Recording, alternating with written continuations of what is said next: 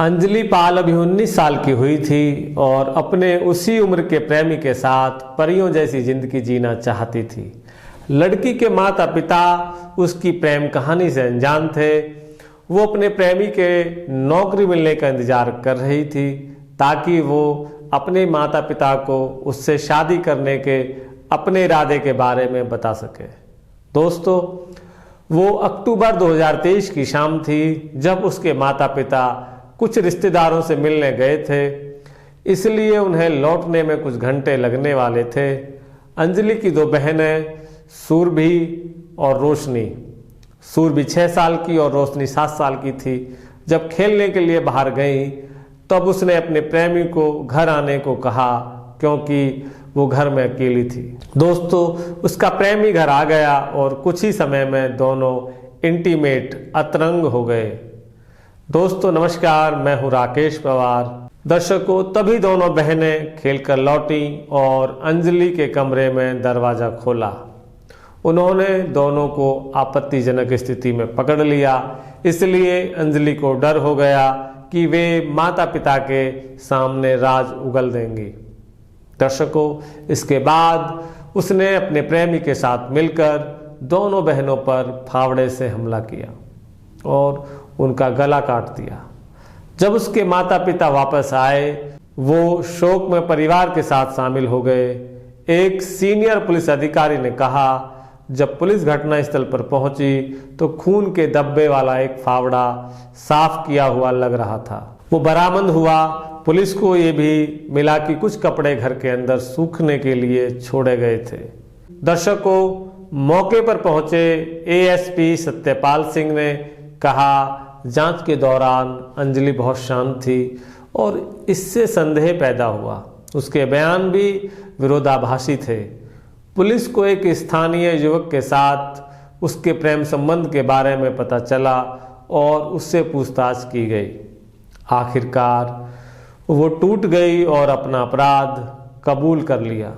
दोस्तों, जिसके बाद उसे गिरफ्तार कर लिया गया। उसके पिता और जिले के बहादुरपुर गांव के किसान जयवीर को विश्वास नहीं हो पा रहा था कि उनकी बेटी ऐसा अपराध कर सकती है। उसने कभी भी आक्रामकता का कोई संकेत नहीं दिया और अपने भाई बहनों से प्यार करती थी। उनके पिता ये पचा नहीं पा रहे थे कि अंजलि ने अपनी बहनों की हत्या कर दी। पुलिस अधिकारियों ने कहा कि अंजलि का व्यवहार असामान्य था क्योंकि जैसे ही उसकी बहनों ने उसे देखा, उसने फावड़ा उठाया और उन पर हमला कर दिया। दोस्तों, पुलिस अधिकारी ने कहा कि लड़कियों को खून से लथपथ देखकर वो शांत रही, फावड़ा धोया, अपने प्रेमी को दूर भेजा और यहाँ तक कि अपने कपड़े भी धोए। ये चौंकाने वाली बात है कि इतनी कम उम्र की लड़की इतने जघन्य अपराध में शामिल हो सकती है। गिरफ्तारी के बाद भी वो असामान्य रूप से शांत रही। मनोचिकित्सक डॉक्टर आर.के. सक्सेना ने कहा, मामले में एक महत्वपूर्ण बात यह है कि अंजलि मोबाइल की आदी थी और सेक्स और अपराध से संबंधित क्लिप देखती रही होगी, इसलिए अपराध करना उसके लिए कोई बड़ी बात नहीं लगती थी। दोस्तों, अपराध करने वाले अधिकांश नाबालिग लड़कियों या लड़कों के पास मोबाइल फोन और इंटरनेट तक असीमित पहुंच पाई गई है। डॉक्टर ने नाबालिगों के लिए कानून को और अधिक सख्त बनाने का भी आह्वान किया। नाबालिग अपराधियों को आश्रय गृह में भेज दिया जाता है और 3 साल बाद रिहा कर दिया जाता है।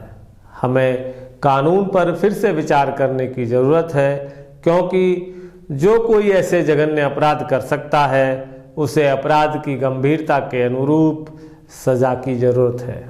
दोस्तों, बस इस मामले में अंजलि ने 2 नाबालिग बहनों की हत्या कर दी और कोई पछतावा नहीं दिखाया, जो अपराध को गंभीर बनाता है।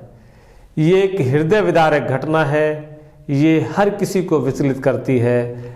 ऐसा कोई तभी कर सकता है जब उसके सोचने समझने की शक्ति खत्म हो चुकी हो। दोस्तों, आज के प्रोग्राम में बस इतना ही। नमस्कार।